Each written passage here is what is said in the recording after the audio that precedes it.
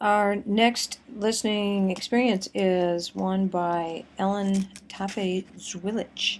I believe that's the pronunciation. Born in 1939, one of the basic ideas for Zwilich is the idea of orchestration, or the combining of instruments in the orchestra. We'll be listening to Symphony Number 1, Movement 1, which is on YouTube, and I have it in front of me.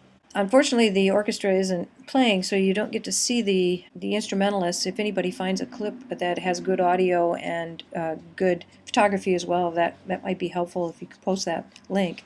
Basically, this structure is been divided up into 3 sections by your author, and the listening guide is on page 232. The structure is being called developmental variation. This is very similar to a piece that you're probably all familiar with by Beethoven, his famous Fifth Symphony, that begins with a descending major third. Da da da da.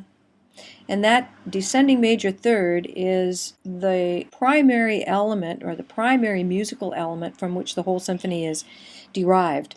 And we have the same type of idea with this piece, except that the motive, or the group of pitches, the motive could be compared to a word, not necessarily an entire sentence. A theme might be an entire sentence if you're making the analogy to language, but a motive would be like a word, a musical word.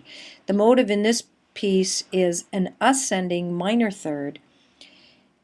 That probably doesn't mean much to you, but if you think about the beginning of one of the famous lullabies, lullaby and good night, that's an ascending minor third, and you're going to hear that all over in this piece. Let me just play a little of the beginning. Da, da.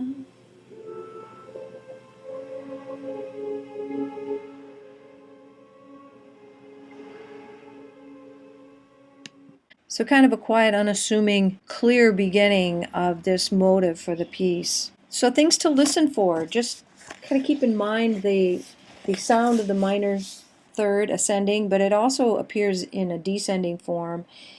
It might be a good piece just to kind of let the sounds wash over you and focus your listening on the various orchestral timbral ideas. The center section features percussion and brass predominantly. One of the hallmarks of 20th century music is the presence of a lot of percussion sounds. If you go back and listen to the Baroque era, and actually the classical era as well, you might hear some timpani, but you don't tend to hear the big percussion batteries that you can hear in 20th century music. So that's another good thing to listen for. Also, the tubular bells, I have an image for those. This is what they look like, and players play them with a mallet, standing up. So they're standing up at these bells, hitting them with a mallet. So aside from that, I would just enjoy the listening.